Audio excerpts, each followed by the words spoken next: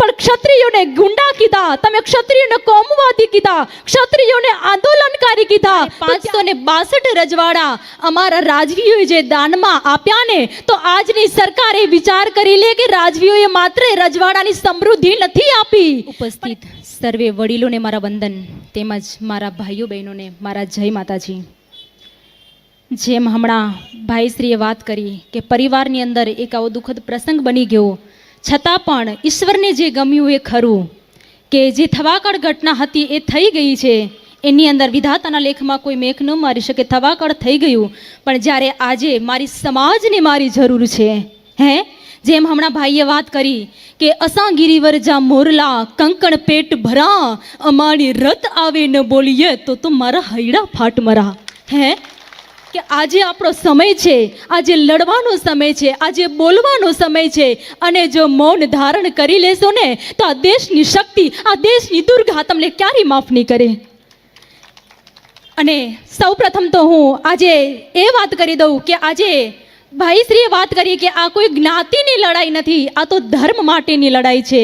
અને એના માટે કે જ્યારે 562 રજવાડા અમારા રાજવીઓએ જે દાનમાં આપ્યા ને, તો આજની સરકારે વિચાર કરી લે કે રાજવીઓએ માત્ર રજવાડાની સમૃદ્ધિ નથી આપી, પણ એ રાજની અંદર આવતા ધર્મ, નીતિ, ન્યાય, નિષ્ઠા આ બધું જેણે અર્પિત કર્યું. પણ આજની આ સરકારે માત્ર એની સમૃદ્ધિના વારસદાર બન્યા, સમૃદ્ધિના અધિકારી બન્યા, પણ આજે ધર્મ, ન્યાય, નીતિ, નિષ્ઠાના એને લીરા ઉડાડ્યા છે.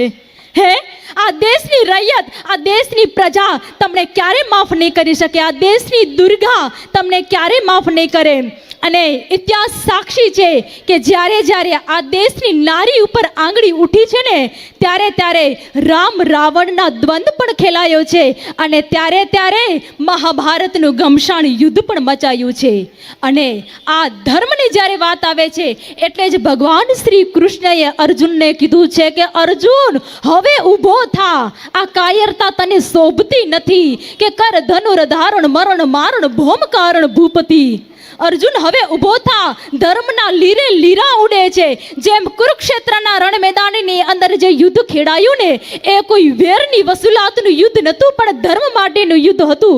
કારણ કે એ યુદ્ધ હતું નારી સ્વાભિમાનનું યુદ્ધ હતું. અને આજે પણ એ નારીના સન્માનને ઠેસ પહોંચી છે. અને જ્યારે આજે વાત આવે છે કે મત કોને આપવો, ત્યારે હું વિશેષમાં વાત કરીશ કે મત કોને આપવો, કોને ના આપવો, એના માટે અમારી કોઈ જ જબરદસ્તી નથી. પણ એક વખત એટલું ખાલી યાદ રાખી લેજો, જો કોઈ મને પૂછે કે રાજાશાહી અને લોકશાહીમાં ફરક શું છે, ત્યારે હું માત્ર એટલું જ કહીશ કે રાજાશાહીની અંદર સત્તા ઉપર બેઠેલ ક્ષત્રિય જ્યારે રાજ સત્તા પર બેઠો હોય, ત્યારે કોઈના બાપની ત્રેવડ નથી કે આ દેશની દીકરી ઉપર હીણી નજર નાખી શકે. જ્યારે મણિપુરની અંદર ઘટના ઘટે કે આ દેશની દીકરીને જાહેરમાં નગ્ન કરી અને એની પરણ ફેરવવામાં આવે, એટલું જ નહીં પણ આ દેશની દીકરી ઉપર ગેંગ રેપ કરવામાં આવે. એટલે માટે દરેક લોકો, દરેક વડીલોને મારી વિનંતી છે, દરેક ભાઈઓ બહેનોને મારી વિનંતી છે કે જ્યારે પણ મત આપવા જાવ ને, ત્યારે દેશની દીકરીની દુર્દશાને ખાલી યાદ કરજો. એ મણિપુરની ઘટનાને તમે યાદ કરજો કે તમે કોને મત આપી રહ્યા છો. એટલું જ નહીં પણ ક્ષત્રિયોને ગુંડા કીધા, તમે ક્ષત્રિયોને કોમવાદી કીધા, ક્ષત્રિયોને આંદોલનકારી કીધા. તો ત્યારે વિશેષ ક્ષત્રિયોના ઉજળા ઇતિહાસો છે કે આ દેશની ધરતી જે છે એ રક્તરંજિત ધરતી છે, કે દેશની ધરતી ઉપર તમે જ્યાં ડગ માંડો ત્યાં રાજપૂતોના ઉજળા ઇતિહાસો નીકળી આવે કે અમે રાજપૂતોએ તો એક તેતરના કારણે પણ માથડા વાપ્યા છે. જ્યારે આ દેશની અંદર નારી અપહરણ થાય, બાળ અપહરણ થાય, ગૌ ધન હણાય, અને આજે તમે મતની માંગણી કરી રહ્યા છો. ક્યાં રહ્યું નારી સ્વમાન, ક્યાં ગયો તમારો ધર્મ? માટે અહીંથી જ જાહેરમાં કહેવું પડે છે કે ક્ષત્રિય હોવાનું ગર્વ એટલા માટે છે કે અમે સમૃદ્ધિને નહીં પણ હવે ધર્મને સાચવ્યો છે. અને આજે આ ધર્મની જવાબદારી જે છે ને, એ ક્ષત્રિયો તમારી ભુજાઓ ઉપર છે. જો તમે આજે કાયર બનીને બેસી જશો ને, ત્યાં દેશ, આ દ્વારિકાધીશ તમને ક્યારે માફ નહીં કરે. આજે ધર્મ માટે થઈને તમારે લડવાનું છે.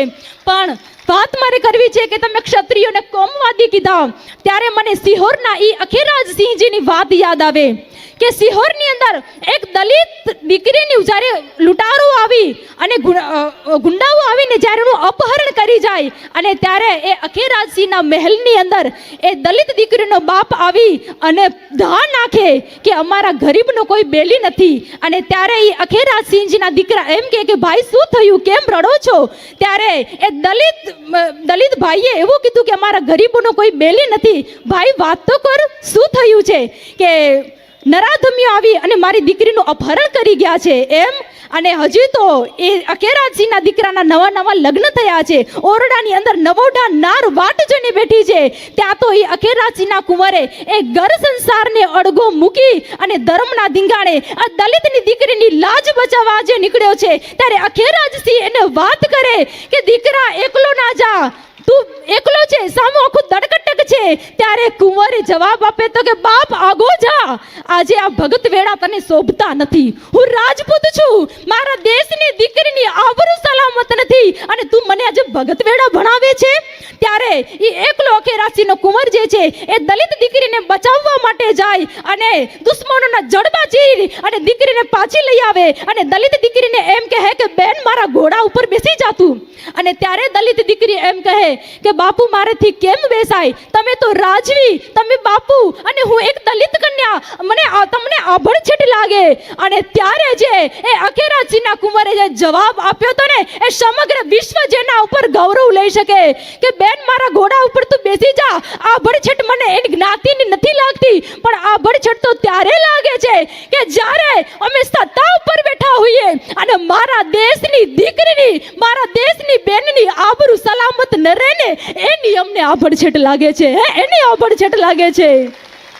શું તમે ક્ષત્રિયોને આંદોલનકારી કહ્યા? શું તમે ક્ષત્રિયોને કોમવાદી કહો છો? માટે આજે સમજાય છે કે વિશ્વની અંદર ક્ષત્રિયોના પાડિયા કેમ પૂજાય છે કે અમે તો એક તેતરના કારણે પણ લડ્યા છે કે આ દેશની ધરતી અંદર ડગલા માંડો ત્યાં ક્ષત્રિયોના ઉજળા ઇતિહાસ નીકળી આવે છે.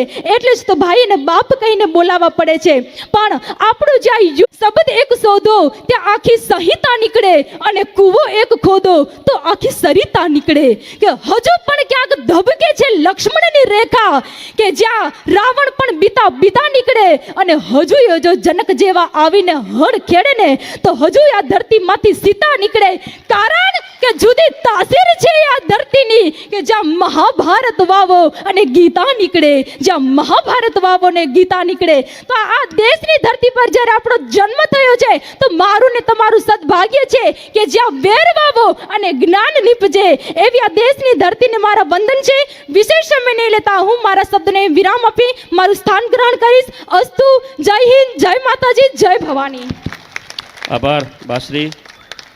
જોશીલ અવાજની અંદર આઝાદ ચોકને ગૂંજતો કરી નાખ્યો બાશ્રીએ.